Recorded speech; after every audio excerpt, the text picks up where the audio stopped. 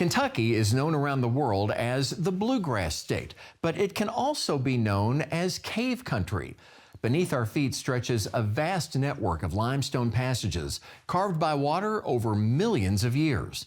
Let's explore the hidden world of Kentucky's caves and karst landscapes and why protecting them matters to us all.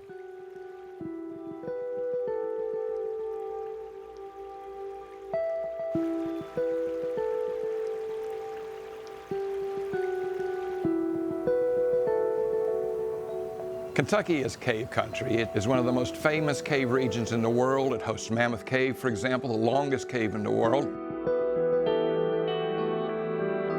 There's roughly about 5,000 named and documented caves throughout the state of Kentucky. I'm actually expecting there to be about 10,000 caves throughout the state that aren't known about.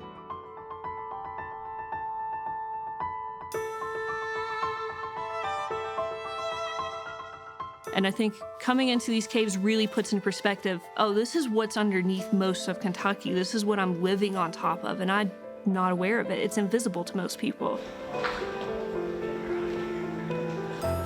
The cave country is known as karst, to geologists because it has certain characteristics that distinguish it from other types of landscapes. These would be the presence, for example, of sinkholes, sinking streams, natural springs bursting out of the ground, and of course the caves that people love to explore. This is built up limestone from roughly the Mississippian era, so about 300 to 360 million years ago. And what happened was there was a very warm, shallow ocean that was throughout this part of Kentucky. And with those warm temperatures and the shallow marine conditions, this was a perfect environment for the precipitation of calcium carbonate out of the seawater and deposition as limestone bedrock. And this is the material that the caves of Kentucky have formed in.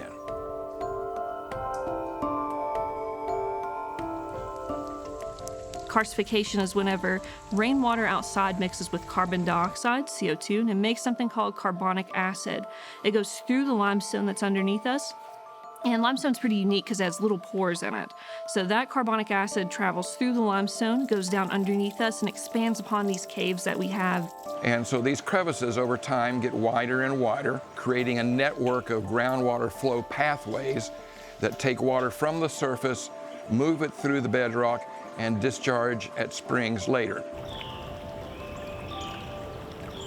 When you go to McConnell Springs, you have the Blue Hole, which is this gorgeous blue pond. But what you don't know about it, you can't tell just looking at it, but underneath it, there's a hidden passage, a sinking spring that goes into it. And that's why it has that unique blue color to it. You walk a little further up the trails on McConnell Spring, and you'll actually see a karst window. So there's a little opening in the limestone that kind of gives you an example of what it looks like normally underground. You'll see the water going through it, and then it goes back underground and comes up at the boils, where you'll see boiling water in this creek bed. McConnell Springs educates people really wonderfully on these karst systems, especially in the bluegrass.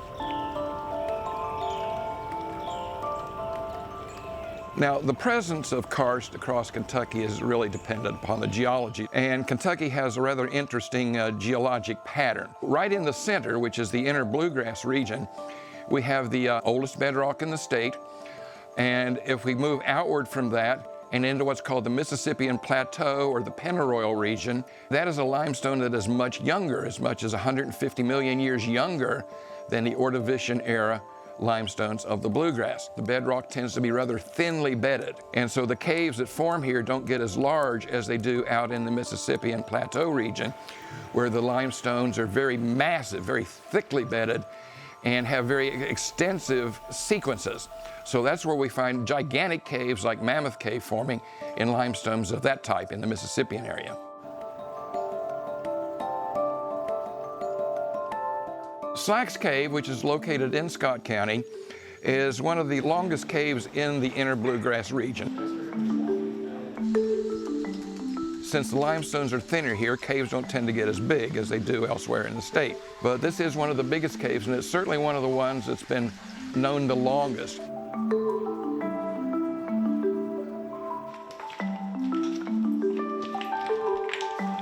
The Bluegrass Grotto is a chapter of the National Speleological Society that was founded back in the early 1960s by a group of biologists at the University of Kentucky. So among the priorities in the grotto has always been the study of the organisms, and in particular to find ways to minimize the ecological impact upon these very fragile systems.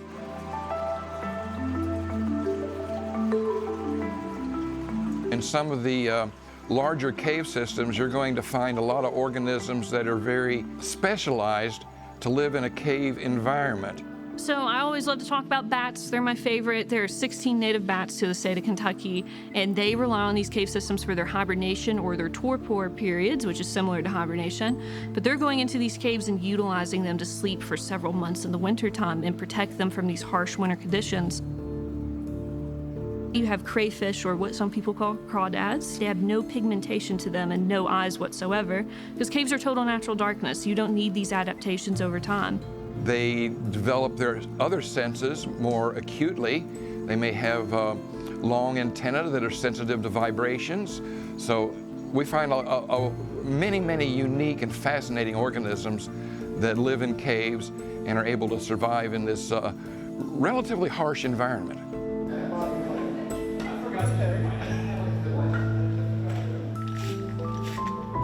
Now, one of the reasons that we map caves, such as we did with Sykes Cave, is to understand how the passages relate to the surface. And we do this for a number of reasons. One is that it may help us discover other caves that might be hydrologically connected. We also use groundwater tracing using non-toxic dyes to help determine those same patterns. And all those are actions that are beneficial in a karst area to protect the quality of the water in a system. The water supplies in karst are extremely vulnerable because there's no filtration, there's no purification of the water between the surface and what comes out at a spring somewhere. Water goes into a sinkhole and it carries anything that happens to be with it, goes right into the ground, follows the conduits underground, and discharges from a spring. You're going to find chemicals, pesticides, metals of various kinds. All of these can get into groundwater, whether we're talking about water flow in karst or in some other type of aquifer. And all this does is put that material in somebody's water supply elsewhere.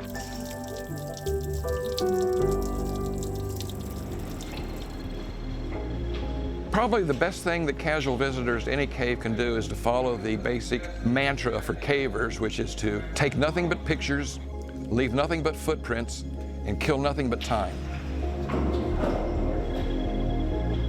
It's such a unique experience. You're walking through and you're seeing millions of years of history built up in front of you. And you don't get to see that all the time, but we're lucky enough to be in Kentucky where you're probably within a 2-hour drive of a commercial cave tour at any point. It really is one of the last frontiers of human endeavor.